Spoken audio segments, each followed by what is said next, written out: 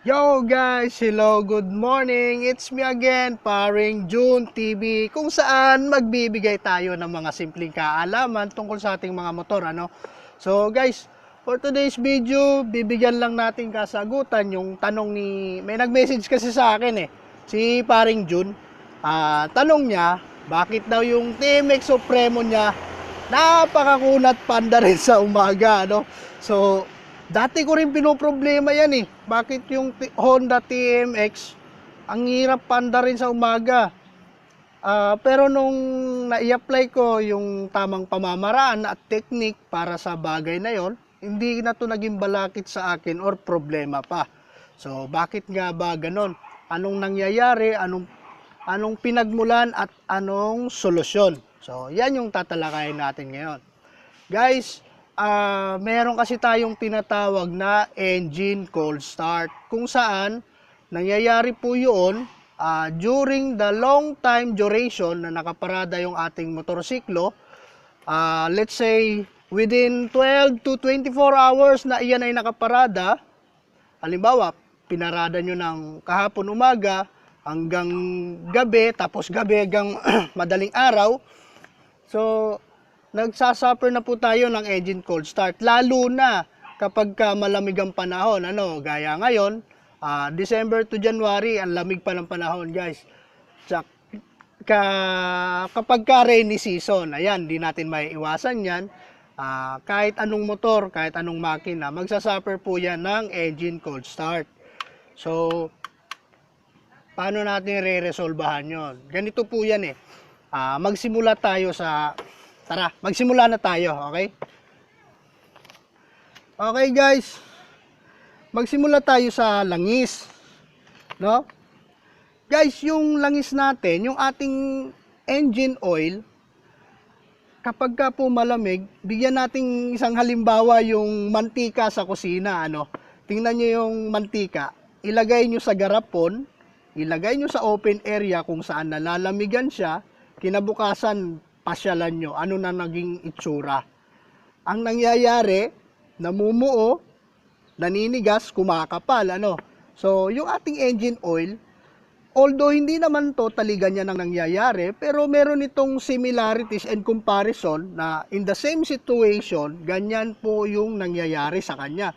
So, yan yung start tayo dyan, para maibalik natin yung tamang texture ng ating engine oil, kinakailangan mag-kick muna tayo. Gamitin natin yung kickstarter. Hindi mo nyo muna papaandarin yung makina, Kick muna kayo 3 to 5 times, So, bakit magki-kick pa? Para nga po yung ating langis na yon na nagkumapal, nagiging thicker po kasi yan matagtag natin yon. At the same time, yung mga metal moving parts doon sa ating makina ay maggalawan sila para mamaya hindi tayo mahirapan pa, Para malubricate na rin sila bago kayo mag-start ng makina. So, first thing na po yon, kick tayo 3 to 5 times. At pangalawa, yung ating choke, meron po tayong choke, So, sa TMX Supremo, ayan, dito tayo. TMX Supremo, ito yung choke niya. Naka-vertical position siya. Dalawang sets po ito. Meron po itong semi-close and fully close. So, i-required natin na mag-fully close kayo bago kayo mag-start na makina kapag engine cold start po tayo. Sa umaga, nire-required po talaga yan ng mga engine manufacturer. At saka dyan po, dinisign po talaga yan para po sa ganong sitwasyon. So, TMX Supremo at saka mga ganitong motor, nandito po sila. Yung mga underbone bikes naman, naka-horizontal position, dito sila. Yung iba nandito at yung isa pa, gaya ng TMX Alpha, nandun sa carburetor, yung kanilang choke.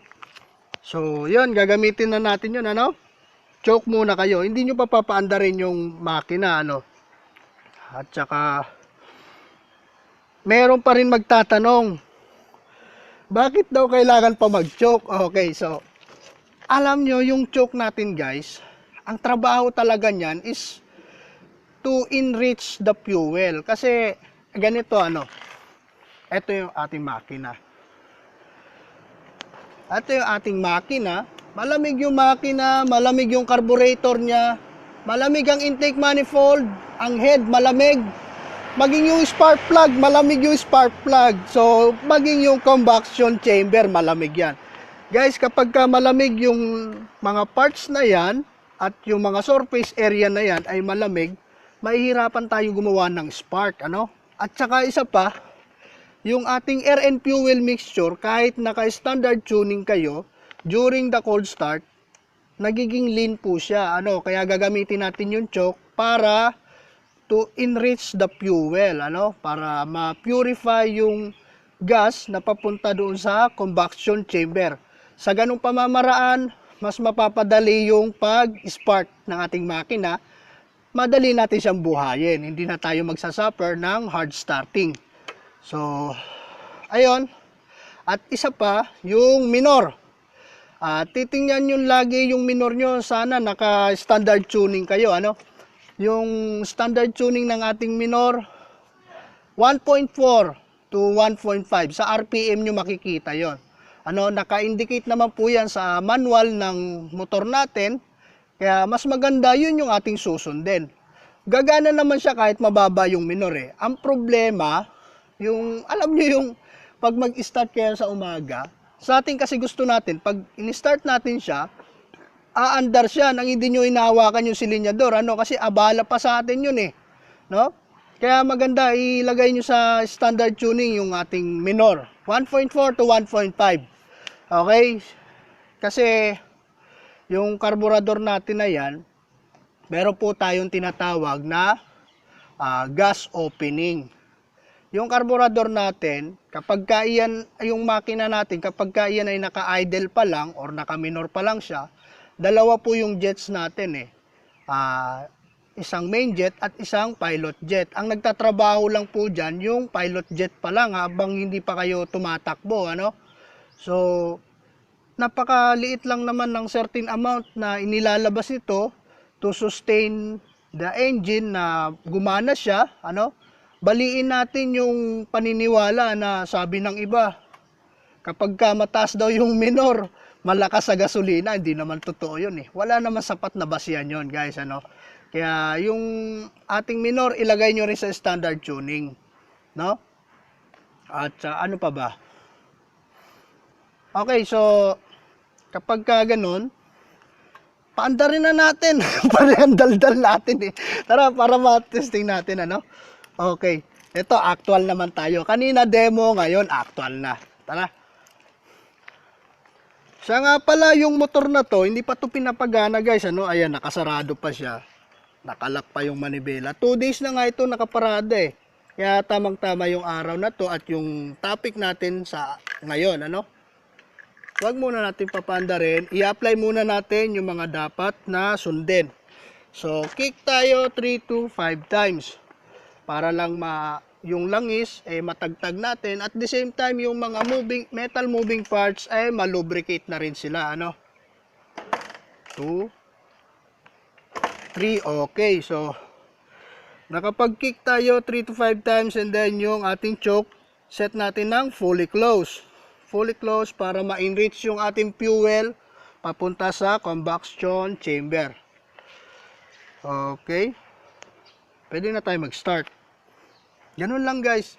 I-apply nyo lagi yon bago nyo papandarin yung makina para di kayo nahirapan. Dati ko rin problema yan eh. Pero nung ginawa ko yung pamamaraan na ganyan, eto kahit 2 days itong nakaparada. Pag in-start mo siya, aandar siya. Ano?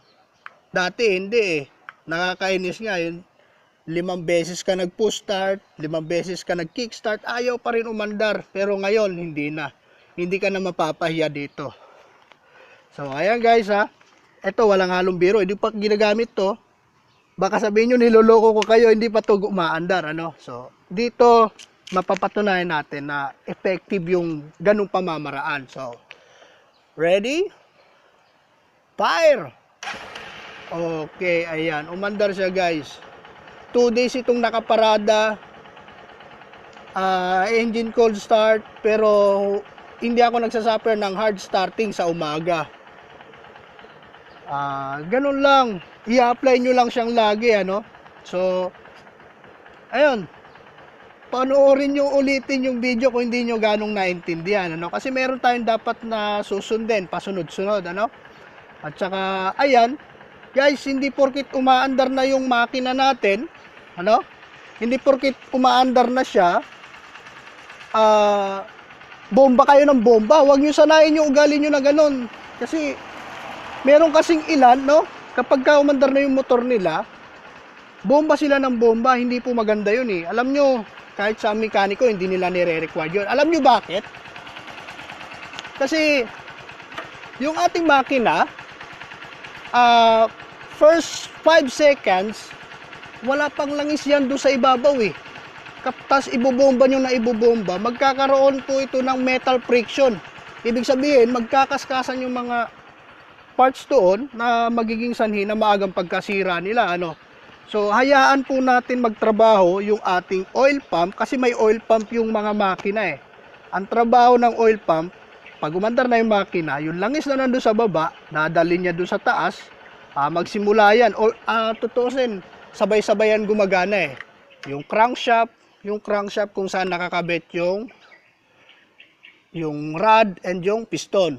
Sa camshaft, kung saan nakakabit din naman yung ating mga rocker arms, ano? Bearings and gears. So, dapat malubricate muna yan bago kayo bumiyahe. Kasi nakakasira po ng makina yon. Yung andar pa lang niya, bomba kayo ng bomba. Hindi po maganda yon. No? Huwag natin sanayin yung ganyan para yung ating makina, humaba yung buhay niya, ano? So, ayun lang guys. Siguro naman na-discuss ko naman na maayos, ano? Wala naman siguro ako nalimutan pa. At kung meron kayong katanungan, just comment down below. Feel free to us. Sasagutin natin yan sa abot ng ating makakaya sa yung mga bagay na alam lang natin, ano? So, ayan, patuloy siyang umaandar. One push start, umandar siya guys, ano? Hindi gaya dati kahit nakatatlong push start ka na, ganon din sa kick niya. Ayaw niya umandar, although umandar siya, pero hindi tumutuloy, no? Yun yung nakakainis sa kanya. Siyempre, sa umaga, gusto natin pag push start, andar na siya, no? Ayaw natin yung pabalik-balik sa kanya para lang buhayin. Kasi abala eh. Gaya niyan, minsan, pag paandar natin, habang nagpapainit tayo, gusto natin yung iba, umihigop pa ng kape, yung iba, nagyuyosi. Di ba? Ganun eh. Sa akin, pag andar ng makina, siyempre, magsusot ka pa ng jacket, ng gloves, mga safety gears, knee and elbow pads, ano? So, ayun lang guys. Meron pa ba? Wala na, ano? At siyempre, a friendly reminder kay Paring June, before and after the rides, magdasal tayo parati, ano? Hingi tayo ng patnubay at gabay kay Lord kasi para safe tayo sa biyahe, ano? At ride safe lagi. So guys, hanggang dito na lang tayo, hindi na natin papahabain to. Kung maihilingin man ako, ganun pa rin, sana suportahan nyo naman yung channel natin, ano? Yung tambayan natin, at magbibigay pa tayo ng mga tips and tricks patungkol sa ating mga motorsiklo. Sharing lang tayo guys, ano? Tsaka ayun lang, huwag nyo naman ako kalimutan syempre. So ayan guys, hanggang sa muli, paalam.